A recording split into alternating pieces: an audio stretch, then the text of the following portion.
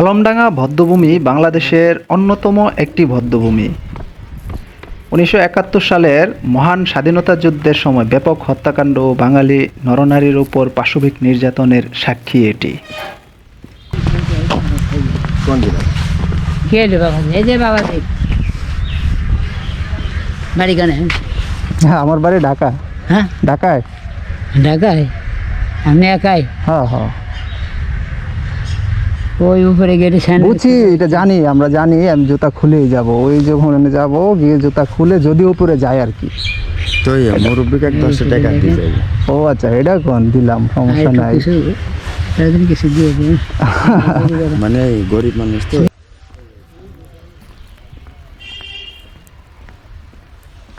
আলমডাঙ্গার কুমার নদের উপর অবস্থিত লাল ব্রিজের দুপাশে ছিল পাকিস্তানি মিলিশিয়া বাহিনীর ক্যাম্প।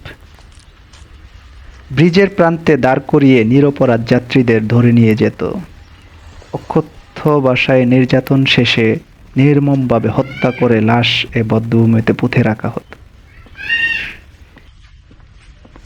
যুদ্ধকালীন সময় পাকঘাতকরা ট্রেন থামিয়ে স্বাধীনতাকামী প্রায় 2000 নারী পুরুষ হত্যা করে রেল ব্রিজের পাশে ওয়াপদা ভবনের বাউন্ডারির মধ্যে ও পার্শ্ববর্তী দুটি বধ্যভূমিতে পুঁতে রাখে। এই গণহত্যার প্রধান হোতা ছিল Saleh join, major Rana, Abdul Gafur, captain Muzaffar Hossain নকবি এবং হাবিলদার এনায়েত।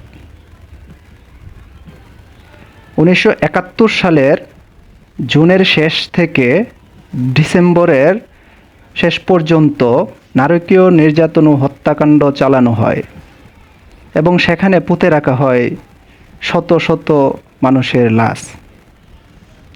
সেই সময় এখানে পানি উন্নয়ন বোর্ডের হলুদ খালাসিঘর ছিল। এক অক্ষেই স্বাধীনতাকামী যুবক, নারী, পুরুষ নির্যাতন শেষে হত্যা করে রাখা হতো। লাশ পুঁতে রাখা হতো বা ফেলে রাখা হতো পাকপিচাস ও তাদের দোসররা। টর্চার সেল নামক সেই হলুদ ঘরটি ঘিরে এখন বধ্যভূমি স্তম্ভ বা কমপ্লেক্সটি নির্মাণ করা হয়েছে। নরপশুরা নারীদের দর্শন করত নির্বিচারে। দেশ স্বাধীন হওয়ার পর এ বধ্যভূমির ঘরতে পাওয়া যায় শত শত মানুষের মাথার খুলি ও হাড়। অনেকে এ বধ্যভূমিতে এসে তাদের আত্মীয় স্বজনদের আজও খুঁজে ফেরে।